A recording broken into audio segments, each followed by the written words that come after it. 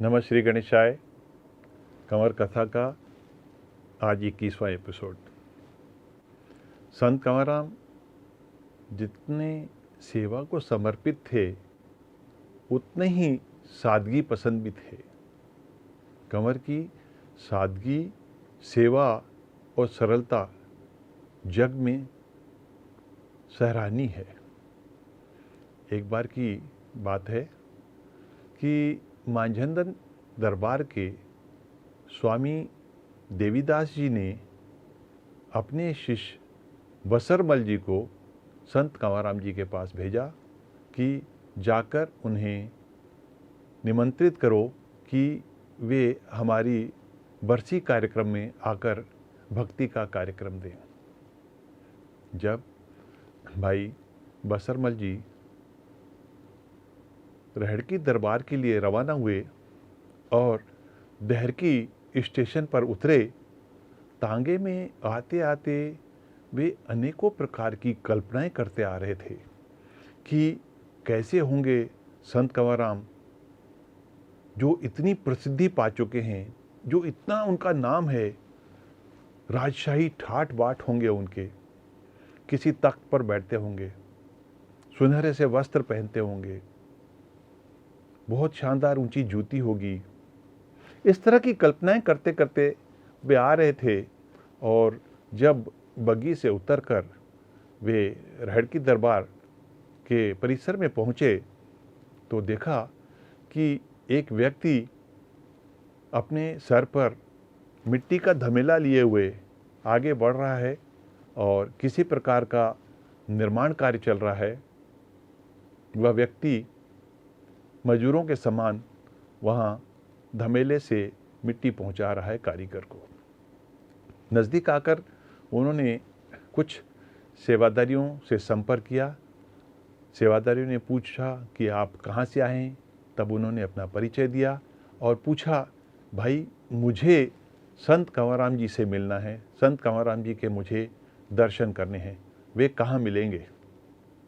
तब सामने खड़े सेवादारी ने उंगली से इशारा कर बतलाया कि वो जो सामने धमेला उठाए हुए, सर पे मिट्टी का धमेला उठाए हुए आगे बढ़ रहे हैं, वे ही संत कंवरराम हैं।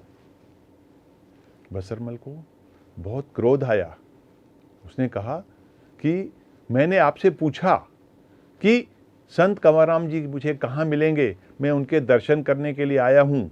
इतनी देर में फिर वो सोचने लगे, संत कंवरराम की वेशभूषा कैसी होगी, उनके ठाट बाट कैसे होंगे और किस प्रकार दिखते होंगे, इतना वैभव होगा उनका, सारा जग उन्हें पूछता है, हजारों लोग उनका नाम लेते हैं। जब सेवादारी ने पुनः कहा, जी भाई साहब, जो व्यक्ति सर के ऊपर धमेला लेकर आगे बढ़ रहा है और मिस्त्री को वह धमेला सौंप रहा है, वही संत कंवरराम है। तब भाई बसरमल ने कहा, देखो मैं अतिथि हूँ, बाहर से आया हूँ, आपको इस प्रकार का मजाक करना शोभा नहीं देता, मेरी खिल्ली उड़ाना आपको शोभा नहीं देता। इस बीच में संत कंवरराम जी ने जब आवाज़ सुनी तब अग्रसर हुए उस अतिथि की ओर। समक्ष आके उनके करीब पहुंचकर उन्होंने पूछा, जी क्या आदेश है, क्या चाहते हैं। तब बसरमल ने कहा कि मैं आया हूं और मैं संत कंवरराम जी के दर्शन करना चाहता हूं। ये आदमी जो है मुझे बरगला रहा है, मुझे भ्रमित कर रहा है, मेरी हंसी उड़ा रहा है, कहता है आपके नाम से कि ये जो है यही संत कंवरराम हैं। संत कंवरराम ने हाथ जोड़ते हुए कहा, इस मिट्टी के पुतले को ही कंवर कहते हैं। दास आपकी क्या सेवा कर सकता है, आप आज्ञा कीजिए। जब बसरमल ने संत कंवरराम को हाथ जोड़ते हुए देखा और इतनी विनम्रता के साथ, इतनी सादगी के साथ उन्होंने देखा, एक बार की तो उन्हें विश्वास नहीं हुआ कि उनके समक्ष जो खड़े हैं वे ही संत कंवरराम हैं। पर जब संत कंवरराम जी ने खुद कहा कि इस मिट्टी के पुतले को ही कंवर कहते हैं, कहें क्या आदेश है, तब विनम्रतापूर्वक वह कंवर के कदमों में गिर पड़ा और क्षमा याचना करते हुए अपने आने का मकसद उन्होंने बताया और अपना परिचय भी दिया। कहते हैं परमात्मा उन्हीं के वश में आता है जो खुद को परमात्मा को समर्पित करते हैं या खुद को सेवक, दास, नौकर कहलाते हैं। परमात्मा चलकर उनके पास आते हैं।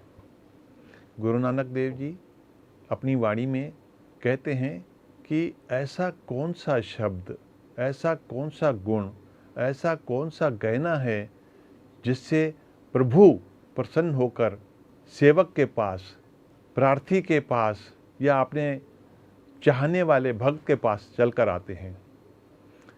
फिर गुरु नानक देव जी खुद ही इस बात का उत्तर देते हैं कि वह अक्षर है क्षमा, नम्रता, सेवा भावना।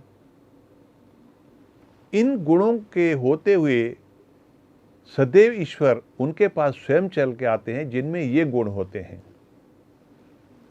संत कंवरराम जी के लिए बतलाया जाता है कि सदैव खुद को नीचे रखकर, सदैव खुद को गुलाम कहकर वो लोगों की नज़र में आदर का पात्र बन जाते थे।